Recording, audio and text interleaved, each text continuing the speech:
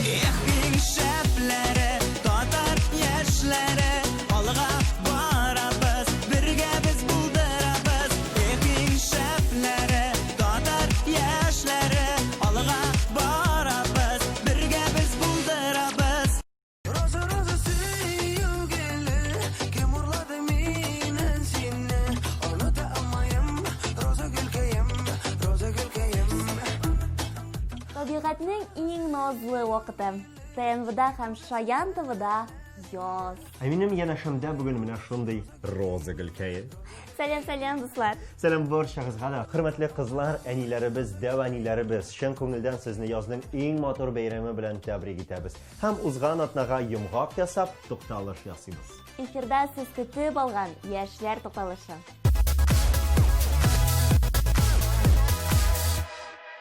Yozning birinchi bayrami 8-martni dunyodagi barliq xotin-qizlarda kutib ola.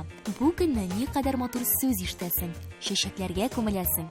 Ammo bek ko'plar bu bayramning qaydan kelib chiqqanini bilmaydi. To'xtalish yasaganda sahifasida biz bayramning tarixini to'xtalamiz. 1857-yilning 8-martida Nyu-York qalasida fabrikada bilbug'uchi xotin-qizlar bosh ko'tara.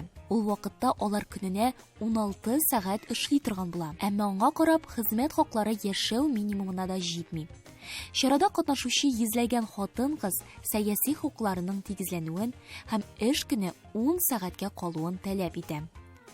Amerika Qo'shma Shtatlarida bu kun xotin-qizlar kuni bo'larak e'lon etiladi. Shulayda xalqaro xotin-qizlar kuni eng birinchi sharatda Alman kommunistkasi Klara Zetkin ismi bilan bog'lan. U xotin-qiz reformator deb sanaladi. 1910-yilda Kopengagenda o'tgan konferensiyada u butun dunyoda ishlovchi xotin-qizlar birdamligi kunini amalga qo'yu taqdimin chiqaradi. Bu kun xotin-qizlarda o'z so'zini ayta oladi. Ularning da huquqlari bor degan ma'noni oladi. Ilk yillarda 8-mart kuni xotin-qizlar uramlarga chiqib, manifestlar uyushtira turgan bo'lgan. Rossiyaga bu bayramni Aleksandr Kalantay kiritdi. 1918-yildan boshlab 8-mart Rossiyada yol kuni bo'larak e'lon etiladi. Ilgari uni anilar ham motorlik bayrami deb yuritsalar, hozir u xalqaro xotin-qizlar kuni statusini oldi.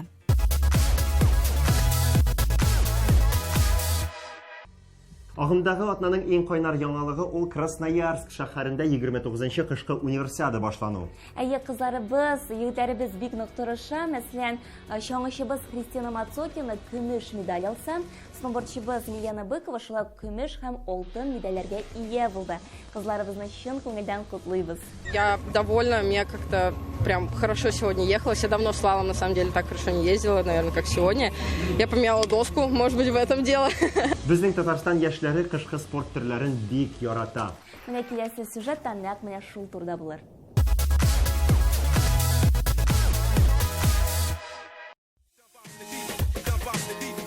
Яшьләр тукталышы Сочида дип уйласагыз, сез бик нык ялгышасыз. Безнең Татарстанда, Төбияз якларында һәм монда сноубордта һәм чаңгыда шоу буенча жив контест итә. Әйдәгез әле, катнашучылар белән якыннанрак танышыйк.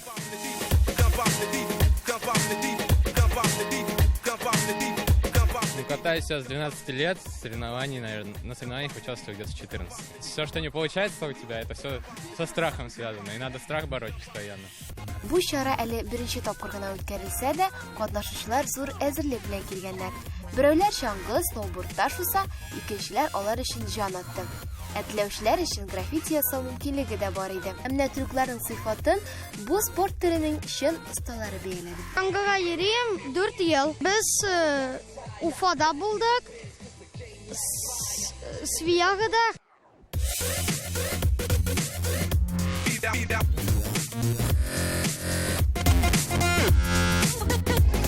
Номинации у нас сноуборд, 1, 2, 3 место и New School. New School это лыжи. И две такие, лайтовые номинации. Это на лучший трюк и самое эпичное падение. То есть такой утешительный приз. А что касается мест, то там несколько позиций, по которым судится. Это сложность трюка, стабильность, стиль. То есть вот мы поэтому оцениваем. Один и тот же трюк можно выполнить по-разному. И вот это как раз стиль оценивается, кто более стильно его выполняет. Кто больше набирает баллов, тот и, естественно, выигрывает. Бу чарадан һәркем яхшы кәеф һәм уңай эмоцияләр белән кайтып китте. Оештыручылар әлеге чараны киләсе елда тагын да зуррак масштабта үткәрергә уйлый. Яшьләр, сез дә өйләрегездә утырмагыз, мөмкинлек барында кышның соңгы мизгелләренең рәхәтен татып калырга ашыгыз.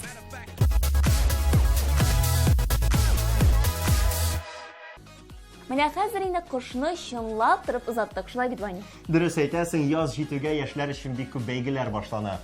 Мәсәлән, ягымлы яз. Әгәр дә сезнең дә шушы бәйгедә катнашасыгыз килсә, аста күрсәтелгән сылтама аша кереп, ариза тутырырга ашыгыгыз. Узган атнада мәктәп укучылары республика күләм дулкыннар бәйгесендә катнашты. Быел ул фольклорчы Нәкый Исәнбәт истәлегенә багышланды. Бу чарадан репортажны әйдәгез бергәләп карап китик.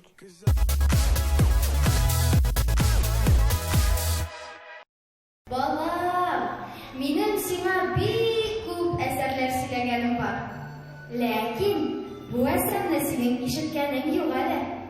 Сөйлимме, балам? Сөйлә би, сөйлә. Околы вакның толыган чагы. Окол вакның толыган чагы. Туганнарның сагынган чагы. Дулкыннар бәйгесенең гала концерты инде безне көттерде. Һәм шушы сәхнәдә бүген җиңүчеләр чыгыш ясаячак. Кирәкми, ул яраны ташла кылычымны кадый бирде. Анга туймадым генә күрдем.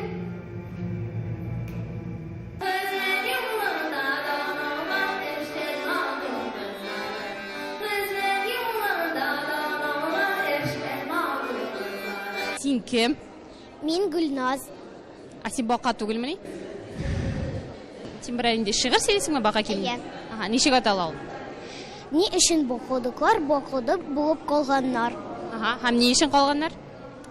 Чөнки алар бака булганнар. Логично, ага. Бик зур рәхмәт. Әйдә бакылдап күрсәт әле безгә. Яшик дисәк, усыбызга су тула. Әйтегез, күрешергә чыгабыз. Дигәннәр дә судан борын җиргә чыкканнар. Сезләр безгә су алмаялар, без теләшмидә торалар. Дип бер-берсенә күрүкләрен бәдән булашканнар да ялгыз суда булганнар. Без сынкыда участвовать итәбез балалар булып дип. Балалар булып? Кемнең балалары? Бер Кызның балалары? Әйе. Грамоталар күп җыелдымы соң сезнең? Әйе. Бүген алып кайтасың да кая алып куясыз аны, нинди урынга? Безнең портфолио мәктәптә була. Әби ролендә булачакмын. Сиңа ничә яшь әби ролендә? Миңа 15 яшь тулды. Әбигә ничә яшь? Әбигә 80-дер. Менә монда әле генә 2 бала миңа интервью бирде. Алар синең балаларыңмы? Алар минем балаларым, минем бик күп балалар. Бөтенсен дә бик каты яратам. Тәрбияләп үстердем бөтенсен дә.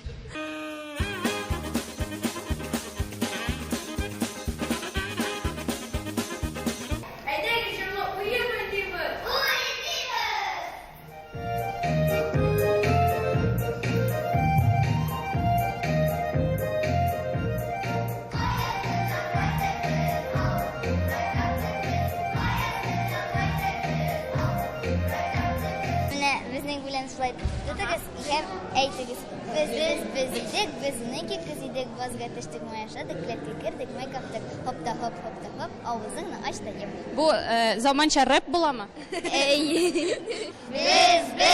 идек, без 12 кыз идек, базга төштек, майашадык, кләпкә кердек, май каптык, хопта-хоп, авызыңны ач та ем. Мин җиңелдем. Сез карарга килдегезме соң? Карарга килдем. Әнҗе матур итеп киенеп килгәнсез, мин сезне чыгышасыз дип торам. Юк, мен карарга килдем. Балаларны бигрәк тә яратам, без укыганда бу хәлләр юк иде бит. Хәзер мин аларны телевизордан сакланып карыйм инде прямо. Шуның кадәр матурлар, шуның хәтле ничек әйтим, талантлы. Татарчасын әйтеп, сәләтле балалар. Инде мин төшерә инде. Юк инде төшерми. Ярый, рәхмәт бик зур.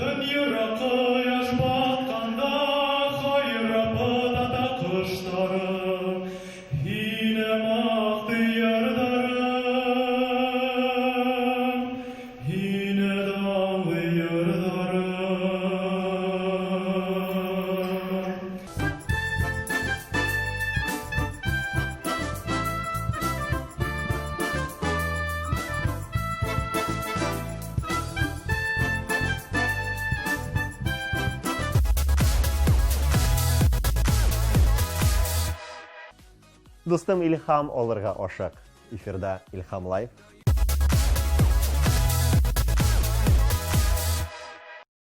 Көккөш кыра сирәк кенә, сагынуын сөйләп кенә. Килсәң иде иркәм яныма. Алар икесе дә без мишәр кызлары дип янып торалар. Ә бит татар халкында мишәр татарның каймагы дигән сүз бар. Алар да менә шундый иң-иңнәре, чая, тырыш һәм максатчан, җырга моңга гашык татар кызлары. Бүген сүзем Илсия Камалова һәм Зәринә Хәлилова турында булачак. Ә икесе бергә алар Зәринә Илсия дуэты. Мин тумышым белән Алексеевск районыннан. Алексеевск мишәре дип әйтсәм дә була. Нәрсә белән кызыксынам дисәм, мин җырлыйм. КВН уйныйм, татар театрын бик яратам. Һәм шулай ук минем хоббига ул сәләт керә. Сәләт оешмасын барлыкта ишеткәнегез бар. Анда ничә ел буе әйдәман булып эшләдем. Һәм быел инде менә җәемне дә анда өлкән әйдәман булып барырга план корам. Минем исемем Илсия, мин Чүмершән районы, Иске Кадьялыннан. Минем хоббилар ул җыр, нәкъ шулай татар театрлары яратам мин. Бик яратам биергә, төрле видеолар төшерергә яратам. Кызлар, үзегезнең ничек танышуыгыз турында сөйләп китегез әле. Илсия бит инде әйтеп китте, ул видеолар төшерергә ярата дип. Аның вайннарын шулай күргәнем бар иде интернетта. Бигрәк нинди бу шундый молодец кыз дип карап тора идем. Аннары карыйм, 2нче ел 1 сентябрьдә басып торабыз. Шуннан китте инде, без аның белән бергә бер тулай торакта яшибез. Шуңа күрә аралаша башладык, дуслашып киттек. Үзебез дә бергә видеолар төшерә башладык инде. Аннары соң менә җырга күчтек. Менә дуэт эшләү идеясе кайчан туды? Без конкурста, Тукай бәйрәменә багышланган конкурсны күрдек тә инде интернетта. Һәм Зәринәдә ике бергә 1000 бар бит инде мәктәбендә. Булса була, булмаса булмый. Һәм шуннан соң безгә анда Илхам абыйның Шакировның безгә эзләдем бәгърәм сине дигән җырын алдык та инде без. Кавер ясадык һәм шуны интернетка куйдык. Аннан соң аерым карточник форматында концерт узды. Анда җырладык. Шулай безнең дуэт барлыкка килде. Ә сезнең дуэтта кем баш? Оеба. Наша разреша. Кем башрак түгел. Ансы башрак дигән сүзне ул аңламыйм менә дуэт форматында. Чөнки дуэт бит ул бергә кушылып җырлау. Ләкин репертуар сайлаганда баштан ул миңа җибәрә, аннары мин анарга карыйбыз, икебез дә бер җырны җибәргәнбез. Шуңа күрә проблемалар юк алар. Нәкъ менә репертуарны сайлаган вакытта иң беренче чиратта нәрсәләргә игътибар итәсез? Без яратабыз татар халык җырларын. Илхам абыйны, Әлфия апаны инде, Хайдар Бигичевны һәм менә шул репертуарлардан сайлыйбыз инде без күбесенчә. Элекеге җырларны тыңласыннар дип безнең бурыч кебек тора ул менә безнең дуэтта. Сезне 8 март бәйрәм белән котлап үтәсем килә. Әйтегез әле, ничек бәйрәм итәсез бу истәлекле көнне? Ул да булса без өйдә әни белән бәлеш пешерәбез. Аннары соң әти белән абый безнең районга чыгып китәләр инде неожиданно гына. Аннары кайталар бүләкләр тотып, бергә утырышып чәй эчәбез. Аннары соң шундый безнең пункт отправлениялар бар, ул китәбез Дәвәнигә. Беренче Дәвәнигә бүләкләр итәбез, аннары икенче Дәвәнигә китәбез. Аннары күршеләрне котлап чыгабыз. Шулай круг замыкается, бәйрәм бетә. Шушы бәйрәм уңаеннан бүләк иткән иң истәлекле бүләк нәрсә ул сезнең өчен? Абый бер юлы минем өчен сауытлар юлды. 8 март көне. Бу минем өчен иң зур бүләк. Әйдә утыр, иртәгә эшләрсең диде миңа. Шуңа күрә 8 март бу минем өчен эшләремне эшләгән көн, иң зур бүләк дип хәтеремдә калган. Әти 12 халыклы дигәндер инде ул. Кызым йоклар дигән. Киләчәккә нинди планнар белән яшисез? Зур сәхнәгә чыгу теләге бармы? Әлбәттә бар инде ул. Һәрбер кешенең күңелендә кем җырлый аңлар безне. Белмим, менә без быел уку йортын бетерәбез. Киләчәктә бәлкем шулай берәрсе күреп алыр. Бу инде әлбәттә хыяллар. Дөресен генә әйткәндә, менә без нинди конкурс бар, шунда барырга тырышып торабыз.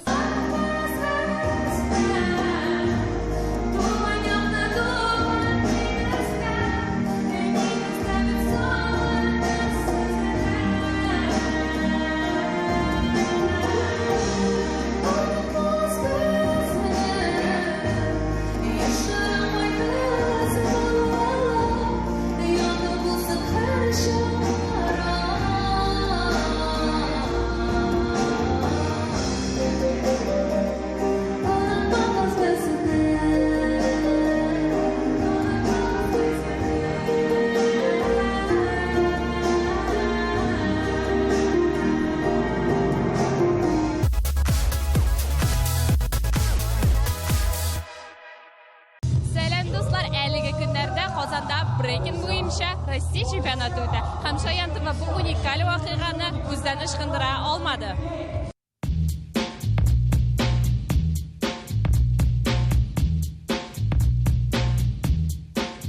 Каян килдең син безгә? Волынск. Я приехал с Волынска, Саратовская область. Син мондый чемпионатларда инде катнашканың бар име? Да, конечно, РОПС, Battle РОПС. А где участвовал? Где был еще? В Москве, в Челябинске был.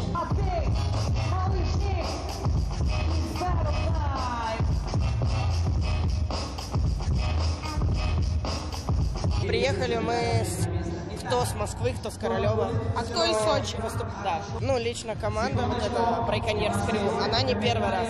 Мы были на соревнованиях таких, как рэп на голове, вот тот же первенство и чемпионат по брейкингу в России, да, и так далее. То есть Combination тоже был в Казани, который я выиграл. То есть очень много крутых туз, которые проводятся в Казани. Мы пытаемся их посещать. В этом танце можно выразить себя. То есть, например, лично я занимался раньше гимнастикой, где были определенные устои. Перешел в брейк, потому что тут я могу как бы показать своим танцем свое настроение, передать это зрителям. Сезгә күңелсезме?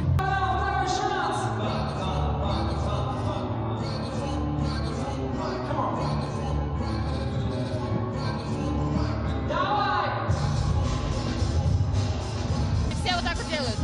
Что это означает? Это означает, что ну там круто. Это. Вот так вот это значит, что хотел, уже не сделаешь.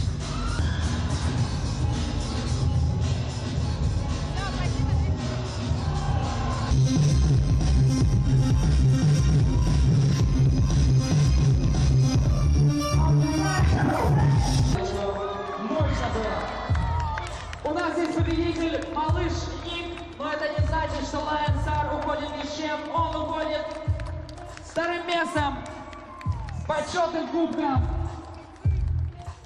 Серебро! Серебро! Понимаю, что у нас прямо сейчас есть... Спасибо, я тебя поздравляю. Победители.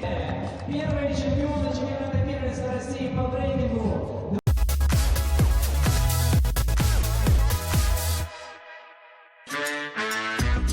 Кыю адымнар ясап, ул һәр вакыт алга атлый. Хатирәләрне барласак, мәктәпне тәмамлаганда Диләрә мин эшмәкәр булачакмын дип үз-үзенә сүз бирә. Һәм менә 10 елдан соң бу инде чын барлык. Минемчә, чын профессионал ул беркайчан да тукталырга тиеш түгел. Үзенең өлкәсендә дә кеше кебек тә гел үсәргә тиеш. Чөнки кеше үсүдән туктаса, мин бөтен нәрсәне беләм дисә, ул артта калырга мөмкин, чөнки конкуренция көннән-көн үсә бара. Һәм мин бик яратам төрле китаплар укырга. Мин чит-илдәге кешеләрнең хезмәтләрен укыйм һәм аларның хезмәтләреннән тәҗрибә үземә алам һәм өйрәнәм, ничек үземне тотарга тиеш мин. Хәзерге вакытта Ульяновск кызы Диләрәнең үз моторлык салоны бар. Мин үземне бик зак эзләдем. Беренчедән мин экономист белемен алдым, 5 ел укыдым. Аннан соң мин Казанга күчеп киткәннән соң аспирантурага кирдем. Аспирантурада кандидатский менюларны биреп, кандидатскийны яза башладым. Һәм аннан соң мин киттем, тукталмадым. Монда укыган вакытта тагын укырга кирдем, шул экономический белем буенча, переводчик в сфере экономики дигән направление буенча укый башладым. Мин бик каты яратам кешеләр белән аралашырга.